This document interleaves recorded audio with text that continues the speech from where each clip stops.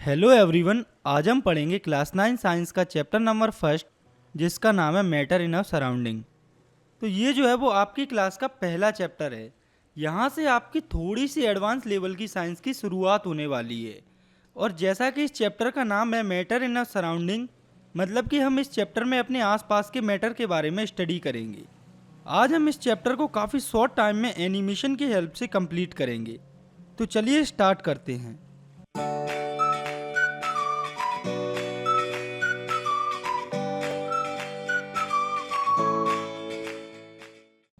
तो जब हम अपने आसपास देखते हैं तो हमें काफ़ी सारी वेराइटीज़ की चीज़ें देखने को मिलती हैं, जिनका शेप, साइज, टेक्सचर सब कुछ अलग अलग होता है। तो इस यूनिवर्स में जो कुछ भी है, जिसे साइंटिस्ट ने मैटर नाम दिया है, काफ़ी पहले से ही ह्यूमन बींग्स जो हैं वो अपने सराउंडिंग्स को जानने का प्रयास करते रहे हैं। जो एंशियंट इंडियन फिलोसोफर हैं, उन्होंने मैटर को 5 बेसिक एलिमेंट में डिस्क्राइब किया है, जिन्हें पंचतत्व भी कहा जाता है, जो कि है air, earth, fire, sky and water. यानी कि वायु, पृथ्वी, अग्नि, आकाश और जल। उनके अकॉर्डिंग कोई भी चीज़ हो, चाहे वो लिविंग हो या नॉन लिविंग हो, वो इन्हीं 5 एलिमेंट्स से मिलकर बनी होती है। और पुराने जो ग्रीक फिलोसोफर थे, उन्होंने भी सिमिलर क्लासिफिकेशन ऑफ मैटर को ही सही माना था। इसके बाद हमें देखना है कि मैटर को कैसे क्लासीफाई किया जाता है। तो मॉडर्न डे साइंटिस्ट ने मैटर को 2 बेसिस पर क्लासीफाई किया है। एक उनके केमिकल नेचर के बेसिस पर और दूसरा उनके फिजिकल नेचर के बेसिस पर। इस चैप्टर में हम मैटर के केवल फिजिकल नेचर की स्टडी करेंगे। केमिकल नेचर के बारे में हम अगले चैप्टर में पढ़ेंगे। तो आइए चलिए देखते हैं फिजिकल नेचर ऑफ मैटर को। तो पहला है, matter is made up of particles. मतलब कि जो मैटर होता है वो पार्टिकल्स से मिलकर बना होता है। तो ये तो हो गई प्रेजेंट टाइम की बात कि हमें पता है कि मैटर पार्टिकल्स से मिलकर बना होता है। लेकिन पुराने टाइम में जब टेक्नोलॉजी इतनी डेवलप्ड नहीं थी, तो ये हमेशा कन्फ्यूजन बनी रहती थी कि मैटर एक कंटिन्यूस ब्लॉक की तरह होता है या ये पार्टिकल्स से मिलकर बना होता है। तो इसको हम एक एक्टिविटी से प्रूव कर सकते हैं कि मैटर जो है वो पार्टिकल से मिलकर बना होता है। तो आइए नज़र डालते हैं इस एक्टिविटी पर। तो इसके लिए हम एक 100 ml वाटर का एक बीकर लेंगे और उसको आधा पानी से भर देंगे और वाटर के लेवल को मार्क कर देंगे। इसके बाद हम इस बीकर में ग्लास रॉड की हेल्प से सॉल्ट या शुगर ऐड कर देंगे। तो जब इस बीकर में सॉल्ट या शुगर ऐड होगी, तो आप नोटिस करेंगे कि वाटर का जो लेवल है वो इंक्रीज हो गया है बीकर के अंदर। उसके बाद ये जो सॉल्ट या शुगर जो आपने ऐड की है, आप उसे ग्लास रॉड की हेल्प से हिलाएंगे तो आप देखेंगे कि सॉल्ट या शुगर के जो पार्टिकल्स है वो वाटर में मिक्स हो जाएंगे और इससे वाटर का जो लेवल है वो डाउन हो जाएगा बीकर के अंदर। इससे हमें ये पता चलता है कि जो मैटर होता है वो पार्टिकल से मिलकर बना होता है। इसके बाद फिजिकल नेचर ऑफ मैटर के अंदर दूसरा पॉइंट है, how small are these particles of matter. यानी कि ये जो मैटर के पार्टिकल्स होते हैं वो कितने छोटे होते हैं। तो इससे पहले अभी हमने देखा है कि जो मैटर होता है वो पार्टिकल्स से मिलकर बना होता है। इस पॉइंट में हमें ये देखना है कि ये जो पार्टिकल्स होते हैं वो कितने छोटे होते हैं। तो ये हम देखेंगे एक एक्टिविटी के थ्रू। तो इस एक्टिविटी के लिए हम एक बीकर लेंगे और उसमें 100 ml वाटर ऐड कर देंगे। उसके बाद हम उस वाटर में पोटेशियम परमैंगनेट के 2 से 3 क्रिस्टल ऐड कर देंगे। तो जब उस ग्लास ट्यूब या बीकर में थोड़ा सा पोटेशियम परमैंगनेट ऐड किया जाता है, तो उस पूरे ग्लास ट्यूब का कलर चेंज हो जाता है। और फिर ये जो ग्लास ट्यूब जिसका कलर चेंज हो चुका है, हम इसमें से 10 ml सॉल्यूशन को निकाल लेंगे और इस सॉल्यूशन को हम अगले ग्लास ट्यूब जिसमें कि 90 ml वाटर भरा हुआ है उसमें ऐड कर देंगे। और जब ये सॉल्यूशन उसमें ऐड हो जाएगा तो आप पाएंगे कि उस पूरे सॉल्यूशन का कलर चेंज हो चुका है। और अगर हम इस दूसरे सॉल्यूशन से भी 10 ml सॉल्यूशन एक्सट्रैक्ट करके फिर अगले ग्लास ट्यूब में ऐड कर दें जिसमें कि 90 ml वाटर पहले से ही भरा हुआ है, तो इस पूरे सॉल्यूशन का भी जो कलर है वो चेंज हो जाएगा। अगर हम इसी सेम प्रोसीजर को 5 to 8 टाइम्स कंटिन्यू करते हैं, तब भी ये जो सॉल्यूशन का कलर है वो चेंज होगा। लेकिन आप यहाँ से एक चीज़ नोटिस कर सकते हैं, जैसे जैसे नंबर ऑफ स्टेप्स बढ़ रहे हैं, ये जो सॉल्यूशन का कलर है वो लेस डार्कर होता जा रहा है, लेकिन कलर फिर भी चेंज हो रहा है, फिर भले ही वो लास्ट में कम चेंज हो रहा हो। तो जब आप यहाँ पर ध्यान देंगे तो आप नोटिस करेंगे कि थोड़े से पोटेशियम परमैंगनेट ने कितने सारे ग्लास ट्यूब्स का कलर चेंज कर दिया। तो ऐसा इसीलिए हुआ क्योंकि थोड़ा सा पोटेशियम परमैंगनेट जो हमने टेस्ट ट्यूब में ऐड किया था, वो काफ़ी सारे छोटे छोटे पार्टिकल्स में वाटर के अंदर जाकर ब्रेक हो जाता है। और जब यहाँ ये प्रोसीजर आगे 5 to 8 टाइम्स कंटिन्यू चलता है तो ये पोटेशियम परमैंगनेट और भी छोटे छोटे पार्टिकल्स में ब्रेक हो जाता है। तो इससे हमें पता चलता है कि मैटर के जो पार्टिकल्स होते हैं वो काफ़ी ज़्यादा छोटे होते हैं। वो हमारी इमेजिनेशन यानी कि जितना हम सोच सकते हैं उससे भी काफ़ी ज़्यादा छोटे होते हैं। और आप अगर चाहें तो इस एक्टिविटी को घर पर भी कर सकते हैं। और अगर आपको ये एक्सपेरिमेंट करना है और आपके पास पोटेशियम परमैंगनेट नहीं है तो आप उसकी जगह पर 2 ml डिटॉल का भी यूज कर सकते हैं। इसके बाद हमें समझना है इस चैप्टर के दूसरे टॉपिक को, जो कि है characteristics of particles of matter, यानी कि मैटर के पार्टिकल्स के कैरेक्टरिस्टिक्स यानी कि उनकी विशेषताएं। तो इसमें पहला है particles of matter have space between them, मतलब कि मैटर के जो पार्टिकल्स होते हैं उनके बीच में स्पेस होता है। और ये जो स्पेस होता है वो मैटर के स्टेट्स पर डिपेंड करता है। स्टेट्स के बारे में हम आगे पढ़ेंगे। आप यहाँ पर ये याद रखें कि ये जो पार्टिकल्स के बीच में स्पेस होता है वो सबसे ज़्यादा होता है गैसेस में, उससे थोड़ा कम होता है लिक्विड्स में और सबसे कम होता है सॉलिड्स में। इसके बाद मैटर के पार्टिकल्स का दूसरा कैरेक्टरिस्टिक्स है particles of matter are continuously moving, मतलब कि मैटर के जो पार्टिकल्स होते हैं वो कंटिन्यूसली मूव करते रहते हैं। और वे इसीलिए मूव करते हैं क्योंकि उनके अंदर काइनेटिक एनर्जी होती है। और ये जो काइनेटिक एनर्जी होती है मैटर के पार्टिकल्स के अंदर वो टेम्परेचर के इंक्रीज होने से इंक्रीज होती है। यानी कि जब टेम्परेचर हाई होता है तो मैटर के पार्टिकल्स तेजी से मूव करते हैं और जब टेम्परेचर लो होता है तो मैटर के पार्टिकल्स स्लोली मूव करते हैं। और ये जो पार्टिकल्स का मूवमेंट होता है वो कम होता है सॉलिड्स में, उससे ज़्यादा होता है लिक्विड्स में और सबसे ज़्यादा होता है गैसेस में। इसके बाद इनका तीसरा कैरेक्टरिस्टिक्स है particles of matter attract each other, मतलब कि मैटर के जो पार्टिकल्स होते हैं वो एक दूसरे को अट्रैक्ट करते हैं। और ये जो अट्रैक्शन होता है मैटर के पार्टिकल्स के बीच में वो सबसे कम होता है सॉलिड्स में, उससे कम होता है लिक्विड्स में और सबसे कम होता है गैसेस में।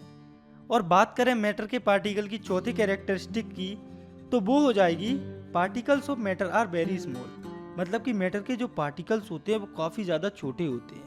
और वे कितने छोटे होते हैं ये हम एक एक्टिविटी के थ्रू पहले ही देख चुके हैं। इसके बाद आगे हमें देखना है मैटर की स्टेट्स को, यानी कि फॉर्म को। तो जो मैटर होता है वो 3 डिफरेंट स्टेट्स में पाया जाता है, जो कि है सॉलिड, लिक्विड और गैसेस। तो अब आपके माइंड में एक क्वेश्चन आना चाहिए या आया होगा कि आखिर मैटर 3 स्टेट्स में क्यों पाया जाता है, एक ही स्टेट में क्यों नहीं पाया जाता। तो ऐसा होता है मैटर के पार्टिकल्स के अंदर जो वेरिएशन होता है उसके कारण। तो चलिए आगे हम मैटर के इन तीनों स्टेट्स की प्रॉपर्टी को अच्छे से समझ लेते हैं। तो मैटर की पहली स्टेट है सॉलिड्स। तो सॉलिड्स मैटर की वो स्टेट होती है जिसका एक डेफिनेट शेप होता है और वॉल्यूम फिक्स्ड होता है। इसके साथ साथ इनकी जो बाउंड्रीज होती हैं वो भी फिक्स होती हैं। और जो सॉलिड्स होते हैं वो रिजिड और इनकम्प्रेसिबल होते हैं, मतलब कि सॉलिड्स होते हैं वो रिजिड यानी कि हार्ड होते हैं। इसी के साथ सॉलिड्स इनकम्प्रेसिबल भी होते हैं, यानी कि हम इन्हें आगे कंप्रेस नहीं कर सकते हैं। फॉर एग्जाम्पल जैसे कि एक टेबल है वो सॉलिड है तो उसका जो शेप है वो हमेशा फिक्स होता है। इसके साथ टेबल का जो वॉल्यूम और बाउंड्रीज हैं वो भी हमेशा फिक्स होंगी। इसके बाद सॉलिड्स की चौथी प्रॉपर्टी है the force of attraction between the particles of solids are strongest among all states of matter, मतलब कि सॉलिड के पार्टिकल्स के बीच में जो फोर्स ऑफ अट्रैक्शन होता है वो सबसे ज़्यादा होता है या फिर हायर होता है लिक्विड्स और गैसेस से। इसके बाद हमें देखना है मैटर की दूसरी स्टेट को, जो कि है लिक्विड्स।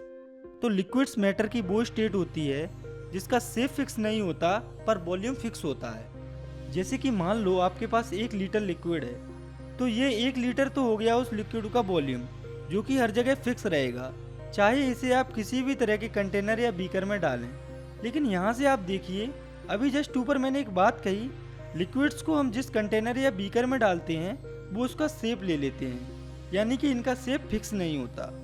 इसके साथ साथ लिक्विड्स की जो बाउंड्रीज होती हैं वो भी फिक्स नहीं होती।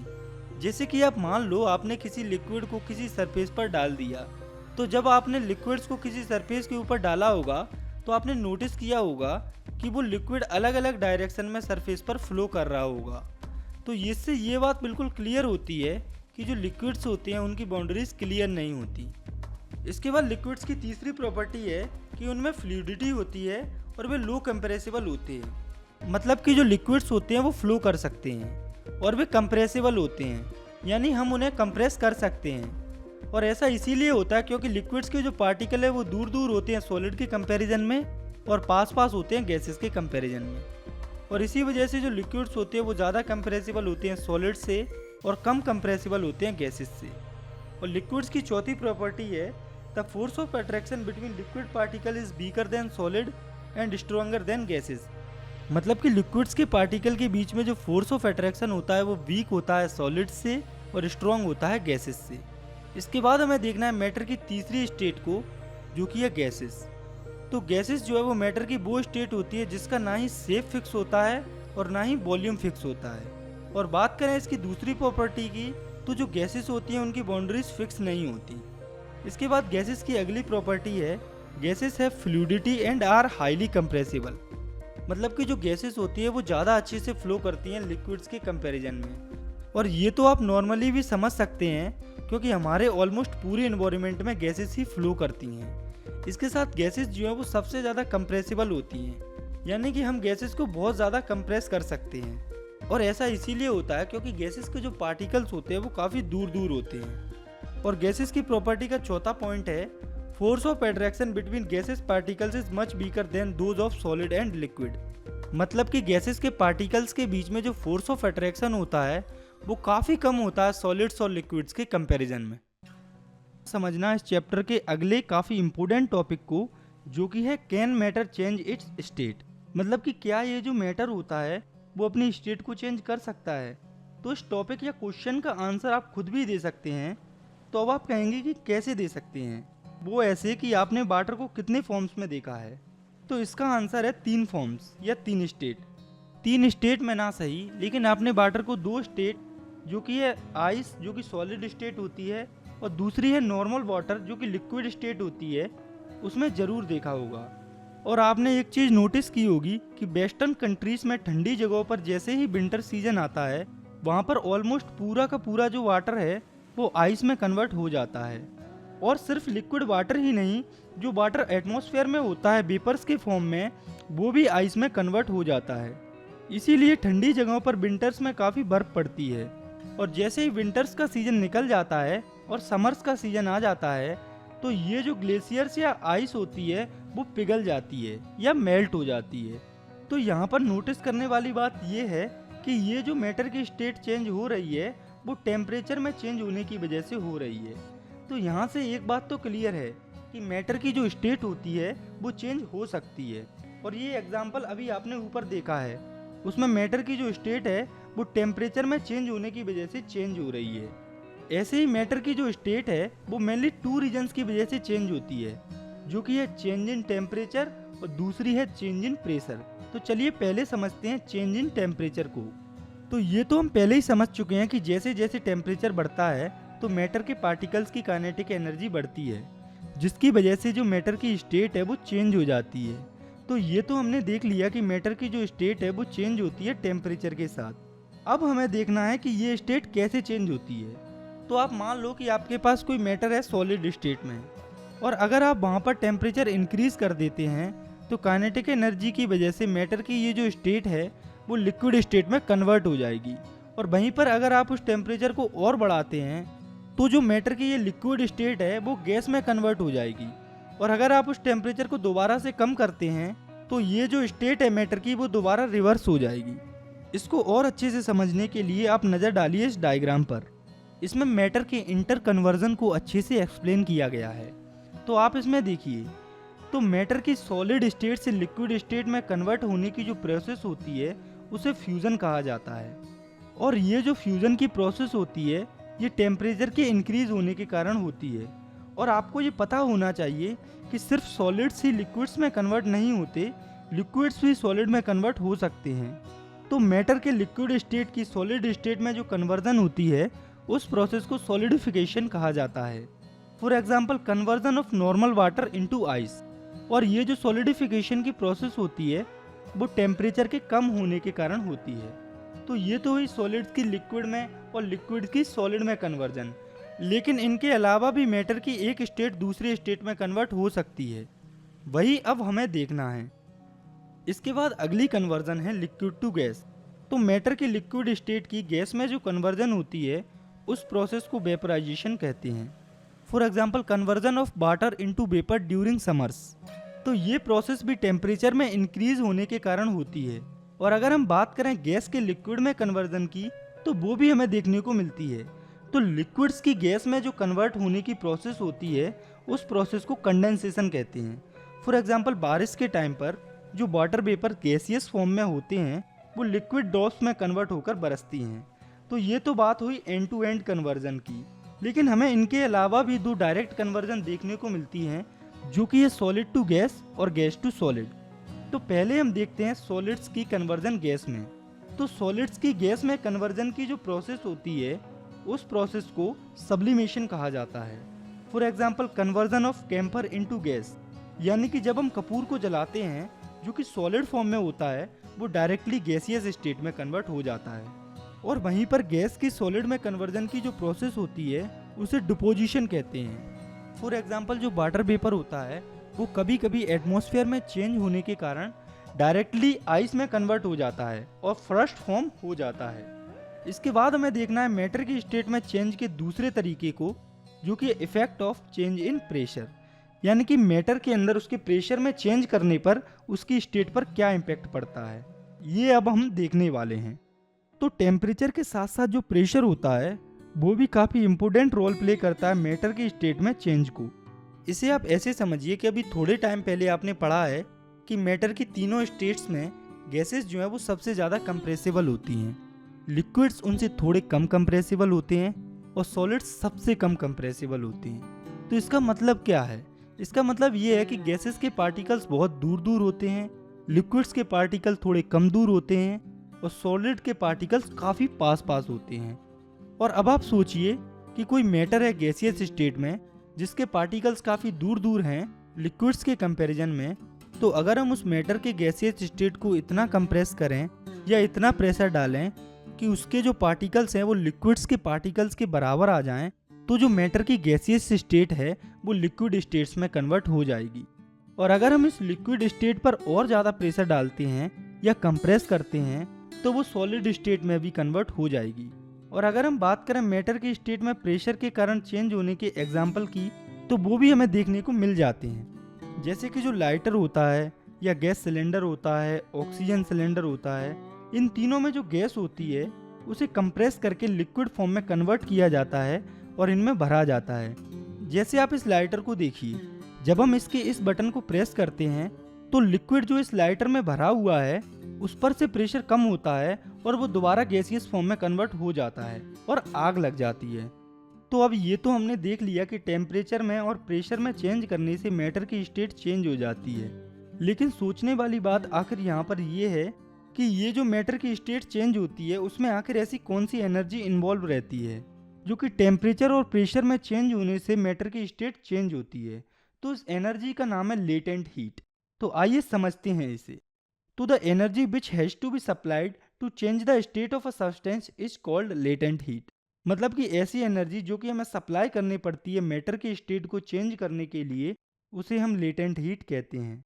इसका फॉर्मूला होता है L equals to Q upon M, जिसमें L है लेटेंट हीट, Q है एनर्जी एब्जॉर्ब्ड या रिलीज, M है मास।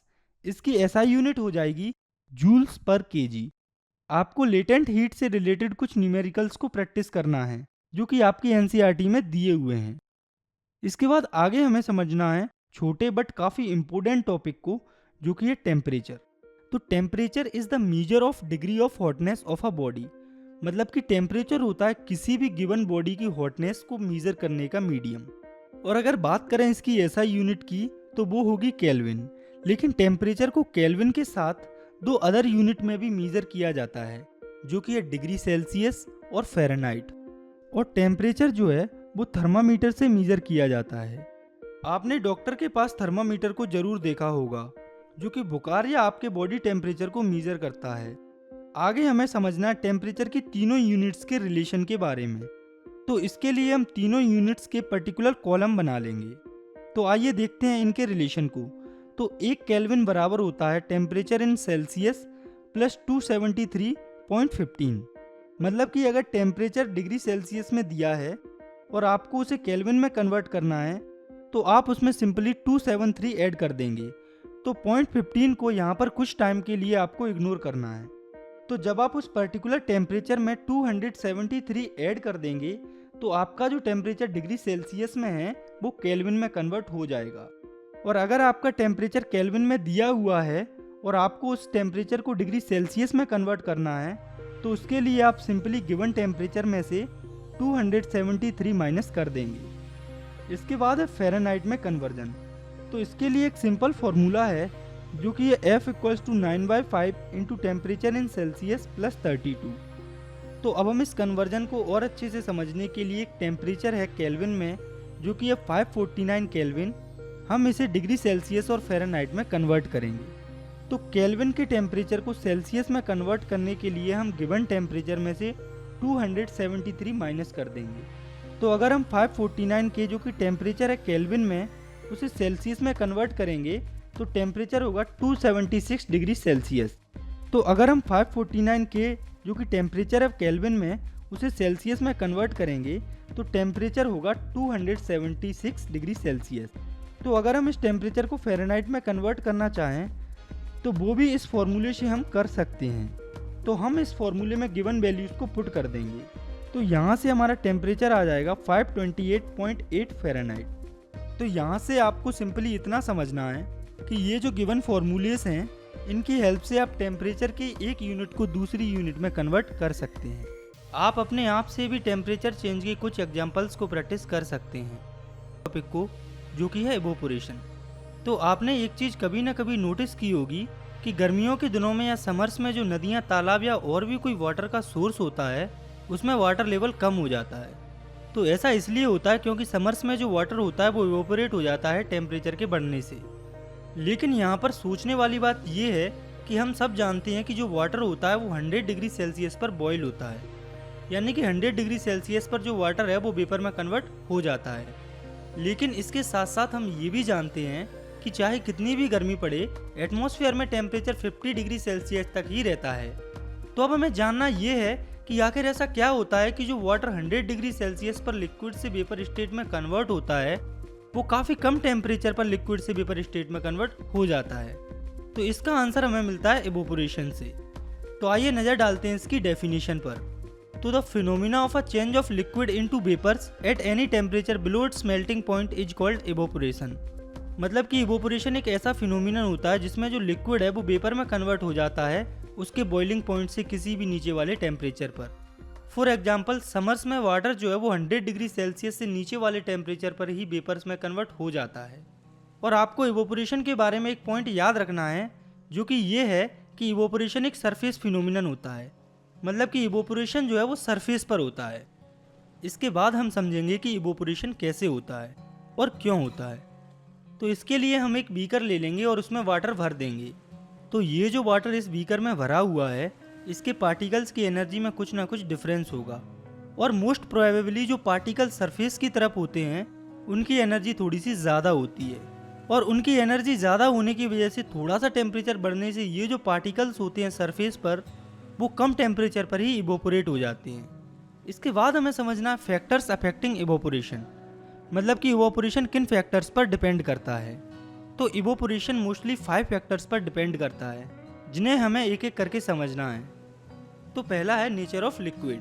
तो जो इवोपोरेशन होता है वो लिक्विड के नेचर पर काफ़ी डिपेंड करता है। जैसे कि जो ईथर होता है उसका बॉइलिंग पॉइंट होता है 34.6 डिग्री सेल्सियस और वाटर का बॉइलिंग पॉइंट होता है 100 डिग्री सेल्सियस। तो ये तो स्वाभाविक सी बात है कि जो ईथर होगा उसका इवोपोरेशन ज़्यादा होगा वाटर के कंपैरिजन में, क्योंकि ईथर का जो बॉइलिंग पॉइंट है वो काफ़ी कम होता है वाटर के कंपैरिजन में। यहाँ पर आपको बस इतना याद रखना है, the lower the boiling point higher will be the rate of evaporation. मतलब कि किसी भी लिक्विड का बॉइलिंग पॉइंट जितना कम होगा उसका रेट ऑफ इवोपोरेशन उतना ही ज़्यादा होगा। इसके बाद दूसरा फैक्टर है सरफेस एरिया। तो जो इवोपोरेशन होता है वो डायरेक्टली प्रोपोर्शनल होता है सरफेस एरिया पर। मतलब कि किसी भी लिक्विड का सरफेस एरिया जितना ज़्यादा होगा उसका इवोपोरेशन उतना ही जल्दी होगा। फॉर एग्जाम्पल आपके पास गर्म दूध है, आप उस दूध को 2 बीकर्स में भरिए।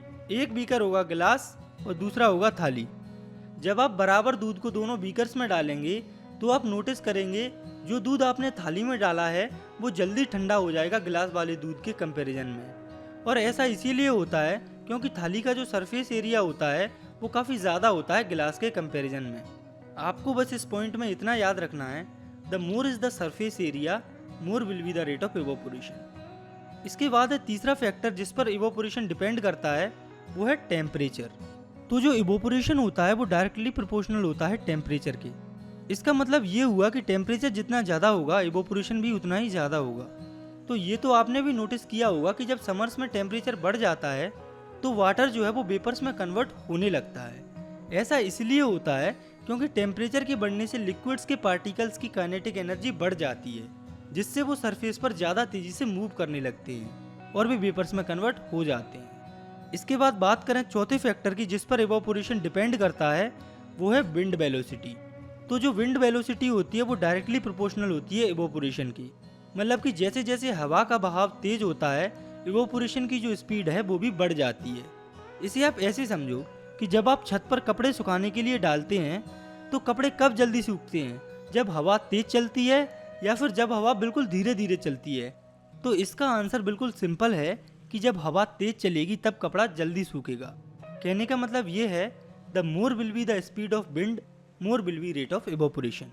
मतलब कि हवा जितनी तेज चलेगी इवोपोरेशन भी उतना ही फास्ट होगा। इसके बाद पांचवा फैक्टर है ह्यूमिडिटी। तो ह्यूमिडिटी बेसिकली होती है presence of water vapour in air. मतलब कि एयर के अंदर वाटर वेपर के जो मॉलिक्यूल्स प्रेजेंट होते हैं उसे ह्यूमिडिटी कहा जाता है। और आपको ये याद रखना है कि जब ह्यूमिडिटी हाई होती है तब इवोपोरेशन स्लो होता है और जब ह्यूमिडिटी लो होती है तब इवोपोरेशन फास्ट होता है। इसको आप ऐसे समझिए कि सड़क पर या कहीं भी कोई छोटा सा गड्ढा है, उस गड्ढे में पानी भरा हुआ है, तो उस गड्ढे से पानी जो है वो कौन से सीजन में जल्दी इवोपोरेट होगा, समर्स में या रेनी सीजन में? तो इसका आंसर होगा कि वाटर जो है वो समर्स में जल्दी इवोपोरेट होगा। तो ऐसा इसीलिए हुआ क्योंकि समर्स में जो ह्यूमिडिटी होती है वो काफ़ी कम होती है रेनी सीजन के कंपैरिजन में। इसके बाद हमें समझना है इवोपोरेशन से रिलेटेड एक काफ़ी ज़रूरी पॉइंट को, जो कि है इवोपोरेशन कॉज कूलिंग। मतलब कि जो इवोपोरेशन की प्रोसेस होती है उसमें हमें कूलिंग देखने को मिलती है। हमें इसी पॉइंट को अच्छे से समझना है। तो ऐसा इसीलिए होता है क्योंकि जब भी लिक्विड्स के पार्टिकल्स वेपर्स में कन्वर्ट होते हैं तो वो अपने सराउंडिंग से कुछ ना कुछ एनर्जी लेते हैं, और जब इवोपोरेशन होता है तो लिक्विड ने इवोपोरेट होने के लिए सराउंडिंग से जो एनर्जी ली है उसका लॉस हो जाता है, और उसी वजह से हमें कूलिंग देखने को मिलती है। फॉर एग्जाम्पल, जब हम हाथ पर पेट्रोल लेते हैं तो जब वो पेट्रोल इवोपोरेट होता है तो हमें हाथ पर ठंडा ठंडा महसूस होता है। तो ऐसा इसलिए होता है क्योंकि जो पेट्रोल होता है वो हाथ की हीट एनर्जी को यूज़ करता है पेट्रोल को इवोपोरेट करने के लिए। सेम कूलिंग हमें देखने को मिलती है जब हम एक्सरसाइज करते हैं, हमें पसीना आता है। तो जब पसीना इवोपोरेट होता है तो हमें पूरी बॉडी पर काफ़ी ठंडा ठंडा महसूस होता है। तो वो भी हमें इवोपोरेशन की प्रोसेस की वजह से ही देखने को मिलता है। इसके बाद हमें देखना है दो काफ़ी इंपॉर्टेंट क्वेश्चन को जो कि इस चैप्टर में दिए हुए हैं। तो पहला क्वेश्चन है, why should we wear cotton clothes in summer? मतलब कि हमें गर्मियों में कॉटन के कपड़े क्यों पहनने चाहिए? तो इसका आंसर है कि समर्स में हमारी बॉडी कूल रहने के लिए नॉर्मल से काफ़ी ज़्यादा पसीना बहाती है, और जो कॉटन होता है वो काफ़ी अच्छा वाटर एब्जॉर्बर होता है, जिससे जो स्वेट होता है वो आसानी से इवोपोरेट हो जाता है। और इसी के साथ जो कॉटन क्लॉथ्स होते हैं उनमें छोटे छोटे थ्रेड्स होते हैं जिससे हवा जो है वो आसानी से पास हो पाती है। वहीं पर ये चीज़ वुलन क्लॉथ्स में देखने को नहीं मिलती, इसीलिए हम जो है समर्स में कॉटन क्लॉथ्स को प्रेफर करते हैं वुलन क्लॉथ्स की जगह पर। इसके बाद है सेकंड क्वेश्चन, जो कि है, why do we see water droplets on the outer surface of glass containing ice cold water? मतलब कि हमें जो ग्लास जिसमें कि काफ़ी ज़्यादा ठंडा पानी भरा हुआ होता है उसकी सरफेस पर कुछ पानी की बूंदें देखने को मिलती हैं। तो ऐसा क्यों होता है? तो ऐसा इसीलिए होता है क्योंकि जो वाटर ड्रॉपलेट्स एयर में घूम रहे होते हैं वो जैसे ही ठंडे गिलास जिसमें वाटर भरा हुआ होता है जब उसके कांटेक्ट में आते हैं तो वो अपनी एनर्जी को लूज कर देते हैं और वो लिक्विड स्टेट में कन्वर्ट हो जाते हैं, जिन्हें हम एज अ वाटर ड्रॉपलेट देखते हैं ग्लास पर। इसके बाद हम लेते हैं थोड़ी सी एडिशनल नॉलेज और समझते हैं मैटर की दो और स्टेट्स के बारे में जिन्हें रिसेंट टाइम में ही साइंटिस्ट ने डिस्कवर किया है। तो मैटर की जो दो नई स्टेट्स जिनके बारे में हमें जानना है उसमें पहली है प्लाज्मा और दूसरी है बॉस आइंस्टाइन कंडेंसेट, जिसे BEC भी कहा जाता है। तो पहले हम समझते हैं प्लाज्मा के बारे में। तो प्लाज्मा मैटर की वो स्टेट होती है जो कि सुपर एनर्जेटिक पार्टिकल से मिलकर बनी होती है। फॉर एग्जाम्पल आप मान लो कि कोई गैस है, अगर आप उसे काफ़ी ज़्यादा हीट एनर्जी देते हैं तो जो वो गैस है वो एनर्जेटिक हो जाती है और प्लाज्मा में कन्वर्ट हो जाती है। लेकिन आपको ये बात याद रखना है कि अपने यहाँ पर प्रैक्टिकली गैस को इतनी हीट एनर्जी देना पॉसिबल नहीं है, इसलिए यहाँ पर ये जो प्लाज्मा है वो फॉर्म नहीं हो पाता। लेकिन जो सन होता है उसके अंदर प्लाज्मा फॉर्म हो जाता है हाइड्रोजन और हीलियम पर हाई हीट एनर्जी पड़ने से। और बात करें प्लाज्मा की डिस्कवरी की, तो प्लाज्मा को सबसे पहले डिस्कवर किया था सर विलियम क्रूक्स ने 22 अगस्त 1879 को। इसके बाद हमें देखना है मैटर की पांचवी स्टेट को, जो कि है बॉयस आइंस्टाइन कंडेंसेट। तो मैटर की ये स्टेट बिल्कुल एग्जैक्टली अपोजिट होती है प्लाज्मा से। तो बीईसी तब फॉर्म होती है जब हम गैस को कूल करते हैं अराउंड 1000 टाइम लेस डेंसिटी पर, वो भी सुपर लो टेम्परेचर पर। तो कुछ इस तरह से बीईसी फॉर्म होती है। तो आपको बस इतना याद रखना है कि जब गैस को बहुत ज़्यादा हाई टेम्परेचर पर हीट किया जाता है तो वो प्लाज्मा में कन्वर्ट हो जाती है, वहीं पर जब गैस को काफ़ी लो टेम्परेचर पर कूल किया जाता है तब वो बीईसी में कन्वर्ट हो जाती है। तो आपको इस चैप्टर में मैटर की इन दो स्टेट्स के बारे में सिर्फ इतना ही जानना है। इसी के साथ हमारा ये जो चैप्टर है वो यहाँ पर ख़त्म होता है। आई होप आपको अच्छे से समझ में आया होगा। अगर आपको ये वीडियो अच्छी लगी है तो आप इसे लाइक कर सकते हैं और चाहें तो आप इस चैनल को भी सब्सक्राइब कर सकते हैं। मिलते हैं नेक्स्ट वीडियो में, तब तक के लिए thanks for watching, take care, bye.